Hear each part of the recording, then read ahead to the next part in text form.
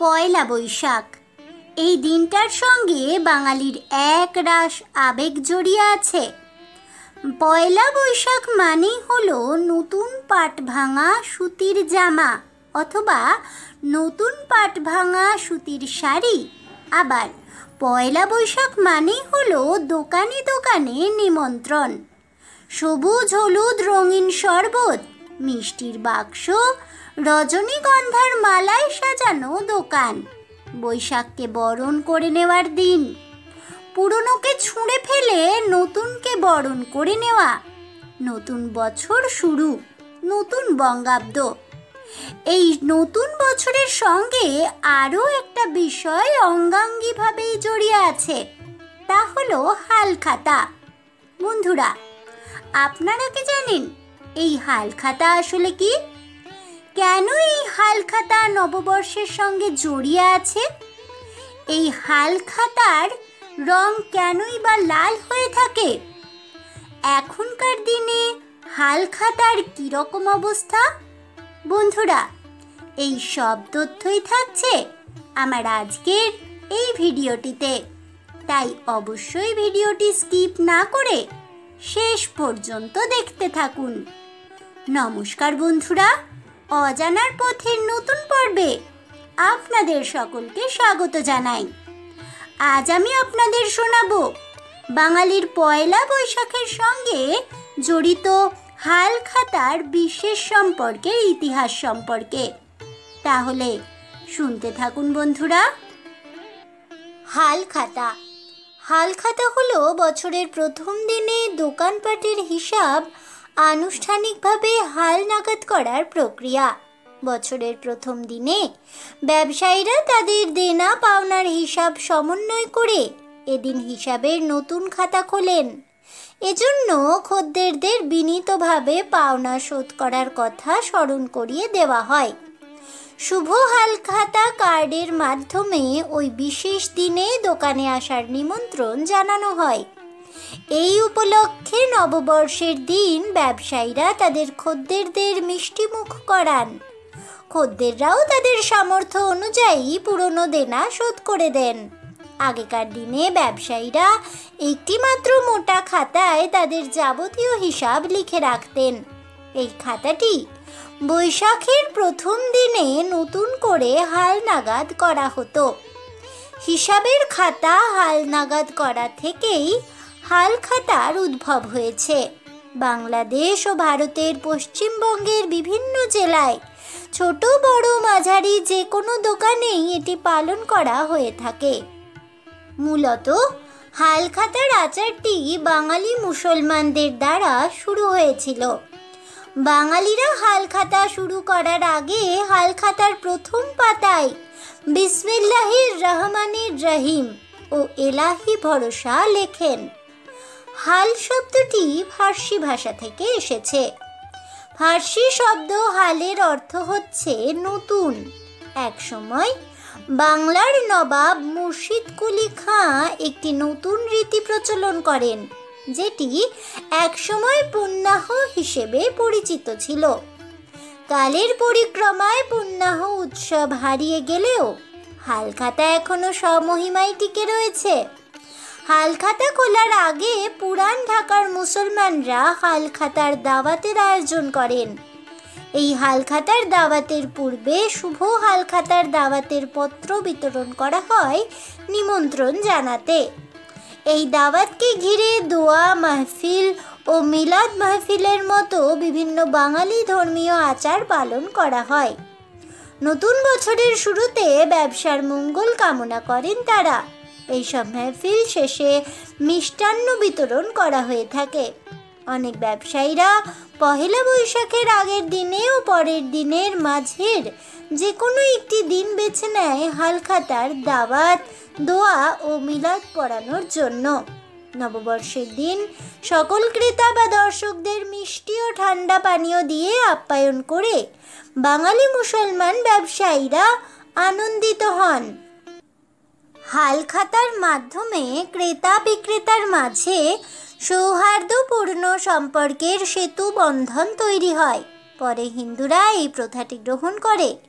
পহেলা বৈশাখের সকালে সনাতন হিন্দু ধর্মাবলম্বী দোকানি ও ব্যবসায়ীরা সিদ্ধিদাতা গণেশ ও বিত্তের দেবী মা লক্ষ্মীর পূজা করে থাকেন, এই কামনায় যে তাদের সারা বছর যেন ভালো ব্যবসা হয়। দেবতার পূজার্চনার পর তার পায়ে ছোঁয়ানো সিঁদুরে স্বস্তিকা চিহ্ন অঙ্কিত ও চন্দন চর্চিত খাতায় নতুন বছরের হিসেব নিকেশ আরম্ভ করা হয়। এই দিন ক্রেতাদের আনন্দ দানের জন্য মিষ্টান্ন, ঠান্ডা পানীয় প্রভৃতির ব্যবস্থাও করে থাকেন ব্যবসায়ীরা। অনেক ব্যবসায়ীরা অক্ষয় তৃতীয়ার দিনেও হালখাতা বা শুভ মহরত পূজা করে থাকেন। যদিও বর্তমানকালে হালখাতার উদযাপন আগের থেকে অনেকটাই কমে এসেছে, তবু হালখাতা ছাড়া এখনও বাংলা নতুন বছরের প্রথম দিনটাকে ভাবাই যায় না। আর হাতে গোনা কয়েকটা দিন পরেই শুরু হবে বাংলা নতুন বছর। চৈত্র সংক্রান্তির পরের পয়লা বৈশাখ থেকে বাংলা ক্যালেন্ডার অনুসারে নতুন বছর শুরু হয়। বাংলার ব্যবসায়ীরা নববর্ষের প্রথম দিনটাকে হালখাতা হিসেবেও পালন করে থাকেন। তার সঙ্গে দোকানে লক্ষ্মী গণেশের পুজো ও ক্রেতাদের মিষ্টিমুখ করানো হয়। তাই বাংলা নববর্ষের সঙ্গে অঙ্গাঙ্গিভাবে জড়িয়ে আছে হালখাতা। বাঙালির ঐতিহ্য, ইতিহাস ও সংস্কৃতির একটি অবিচ্ছেদ্য অংশ হলো এই হালখাতা। তবে আগের থেকে এখনকার দিনে হালখাতার উদযাপন অনেকটাই কমে এসেছে। আগে অনেক দোকানি হালখাতা উপলক্ষে রীতিমতো নিমন্ত্রণ পত্র ছাপিয়ে উৎসবের আয়োজন করতেন। এখন বিভিন্ন অ্যাপ ও অনলাইন শপিংয়ের কারণে হালখাতার সেই আগেকার দিনের জৌলুস কমে এসেছে অনেকটাই। কম্পিউটারে হিসেব রাখেন বেশিরভাগ দোকানিরা, তাই খাতার ব্যবহারও কমে এসেছে অনেকটা বেশি। তবু নববর্ষের প্রথম দিনে দোকান পরিষ্কার করে ফুল দিয়ে সাজিয়ে লক্ষ্মী গণেশের পুজো করা হয়ে থাকে। তার সঙ্গে থাকে ক্রেতাদের জন্য সামান্য হলেও মিষ্টি মুখের আয়োজন, অন্তত একটা বাংলা ক্যালেন্ডার। নতুন বছরে যে নতুন খাতায় ব্যবসার হিসেব রাখা হবে, সেই খাতাটি কোনো মন্দিরে গিয়ে পুজো করিয়ে আনার প্রথাও আছে। খাতার প্রথম পাতায় সিঁদুর দিয়ে স্বস্তিক চিহ্ন এঁকে দেন পুরোহিতরা। কালীঘাট মন্দিরে এদিন ভিড় উপচে পড়ে ব্যবসায়ীদের।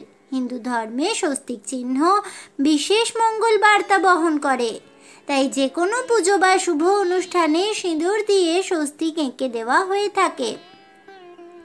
ইতিহাস বলছে, মুঘল সম্রাট আকবরের আমল থেকেই পয়লা বৈশাখের উদযাপনের প্রথা শুরু হয়। সেই সময় থেকেই দোকানে দোকানে ব্যবসার হিসেব করার জন্য শুরু হয় হালখাতার প্রথা। হাল মানে হলো নতুন, হালখাতা অর্থাৎ নতুন খাতা। পুরনো বছরের সব হিসেবপত্র মিটিয়ে নতুন বছরের প্রথম দিন থেকেই শুরু হয় নতুন খাতায় হিসেব নিকেশ করা। মুঘল আমলে চৈত্র মাসের শেষ দিনের মধ্যে প্রজারা খাজনা পরিশোধ করতেন এবং বৈশাখ মাসের প্রথম দিনে প্রজাদের মিষ্টিমুখ করাতেন জমিদারেরা। তবে নবাব অথবা জমিদারদের খাজনা পরিশোধ করার পর নতুন হিসেবের সূচনার পাশাপাশি হালখাতার আলাদা একটি ইতিহাসও রয়েছে। হাল শব্দটি সংস্কৃত এবং ফার্সি উভয় ভাষা থেকেই এসেছে। আসলেও অর্থগত দিক থেকে এর ভিন্নতা রয়েছে। সংস্কৃত শব্দ হালের অর্থ হলো লাঙল, অন্যদিকে ফার্সি শব্দ হালের অর্থ হচ্ছে নতুন। বাঙালি সমাজে হালখাতার ক্ষেত্রে এই দুটো অর্থই প্রাসঙ্গিক। কোনো কোনো ঐতিহাসিকদের মতে হালখাতার ইতিহাস কৃষি প্রথার সঙ্গে সম্পর্কিত, কারণ কৃষি প্রথার সূচনার পর হাল বা লাঙল দিয়ে বিভিন্ন কৃষিজাত পণ্য উৎপাদনের পর সেই পণ্য বিনিময়ের হিসেব একটি বিশেষ খাতায় লিখে রাখা হতো, যেটি হাল খাতা হিসাবেই পরিচিত ছিল। এছাড়াও ব্যবসায়ী মহলে হালখাতা উৎসবের আলাদা তাৎপর্য রয়েছে। কৃষি প্রধান এই অঞ্চলে একসময় একটি নির্দিষ্ট মৌসুম ভিত্তিক ফসল উৎপাদন করা হতো। তার ফলে বছরের একটি নির্দিষ্ট সময়ে ফসল বিক্রয়ের মৌসুম ছাড়া অন্য সময়ে কৃষকদের হাতে নগদ অর্থের যোগান থাকতো না। এক সময় পাট ছিল কৃষকদের জন্য অন্যতম অর্থকরী ফসল। এই কারণেই অনেক সময় একজন কৃষককে ব্যবসায়ীদের কাছ থেকে বাকিতে ধারে প্রয়োজনীয় দ্রব্যাদি ক্রয় করতে হতো। তখনও সারা দেশে বিস্তৃত যোগাযোগ ব্যবস্থা ও যাতায়াত ব্যবস্থা গড়ে না উঠলেও এবং মানুষের মধ্যে বেশ আন্তরিক সম্পর্ক বজায় থাকার সুবাদে ব্যবসায়ী মহলে বাকিতে ধারে জিনিসপত্র বিক্রয়ের ক্ষেত্রে কোনো রকম দ্বিধা কাজ করতো না। তার ফলে ফসল বিক্রয়ের মৌসুম আসার পর ব্যবসায়ীরা পাওনা পরিশোধ করার জন্য পহেলা বৈশাখের দিনে দোকানে আসার নিমন্ত্রণ জানিয়ে থাকেন। এই সময় বিশেষ নিমন্ত্রণপত্র বিতরণ করা হতো। এই দিন ব্যবসায়ীরা দেনা পাওনার হিসেব সমন্বয় করে হিসাবের নতুন খাতা খুলে বসতেন। একে লাল খাতা, হাল খাতা কিংবা খেরো খাতাও বলা হয়ে থাকে। হাল খাতা উপলক্ষে ব্যবসায়ীরা ঝালর কাটা লাল, নীল, সবুজ, বেগুনি কাগজ দিয়ে দোকান সাজাতেন। ব্যবসা প্রতিষ্ঠানের সামনে শুভ নববর্ষ, শুভ হালখাতা লেখার ব্যানার, ফেস্টুন ঝুলিয়ে বর্ণিল রূপে রাঙিয়ে তোলা হতো চারদিক। কিছু কিছু দোকানে ধূপ ধুনা জ্বালানো হতো। এই সময় গ্রাহক খরিদ্দারদের মিষ্টি মুখ করানো হতো এবং হাসি ঠাট্টা গল্প গুজবের মধ্যে বকেয়া আদায়ের পাশাপাশি উৎসব আয়োজন দুটোই সমান তালে চলত।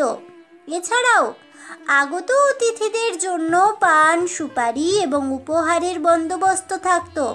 একসময় পুরান ঢাকায় হিন্দু ব্যবসায়ীরা বেশ ভাব গাম্ভীর্যের মধ্যে দিয়েই হালখাতা উৎসব পালন করতেন।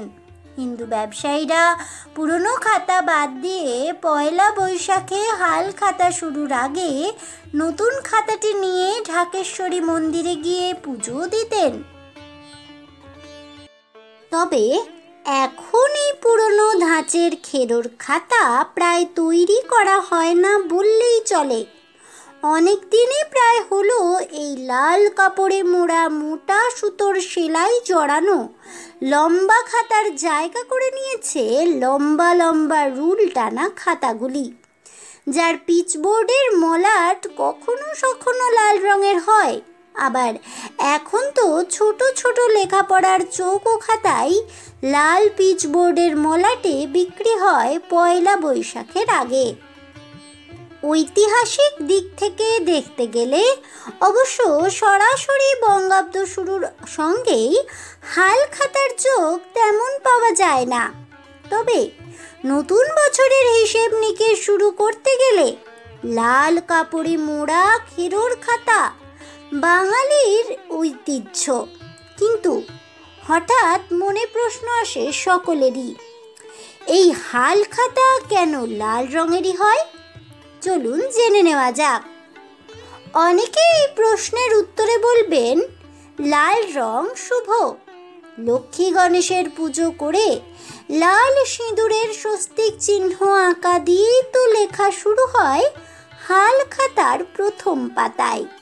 এছাড়া আরও একটা কারণও হতে পারে, লাল উজ্জ্বল রং, আর লাল রং মানেই দৃষ্টি আকর্ষণ।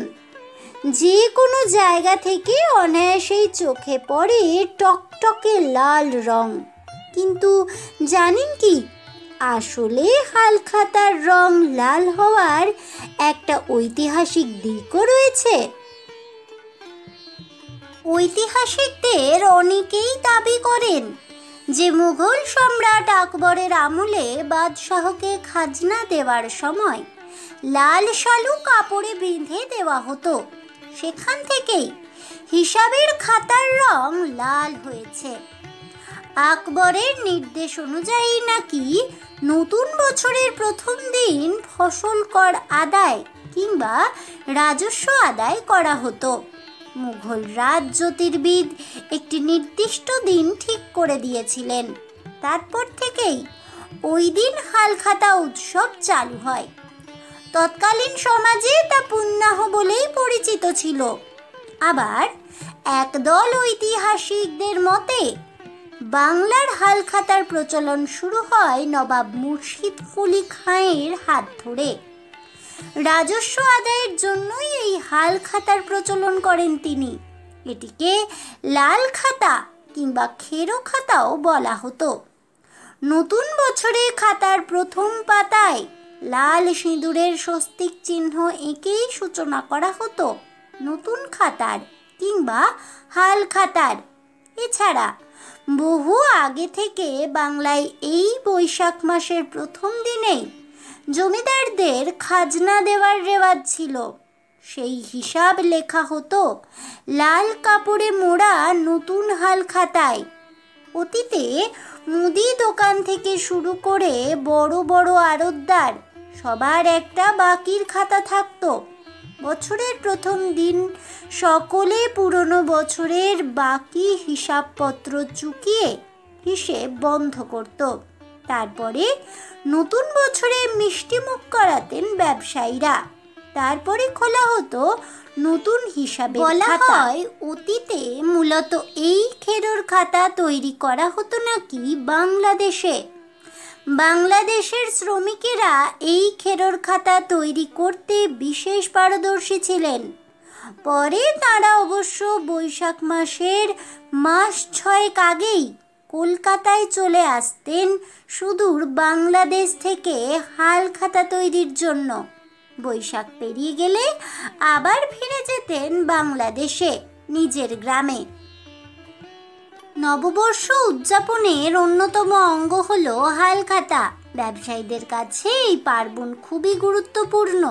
কিন্তু ব্যবসার খাতার নাম হালখাতা কেন? প্রকৃতপক্ষে এই শব্দবন্ধ এসেছে ফার্সি ভাষা থেকে। ফার্সি ভাষায় হাল শব্দের অর্থ হিসেব, অর্থাৎ নতুন খাতায় নতুন বছরের হিসেব। এইভাবেই হালখাতা রীতিটির উদ্ভব হয়।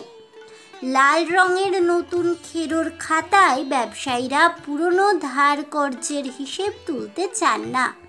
তাই নতুন হিসেবের খাতায় সিঁদুরের ছাপ, স্বস্তিক চিহ্ন এঁকে কাঁচা টাকার ছাপ দিয়ে পুজো দেওয়া হয় মন্দিরে।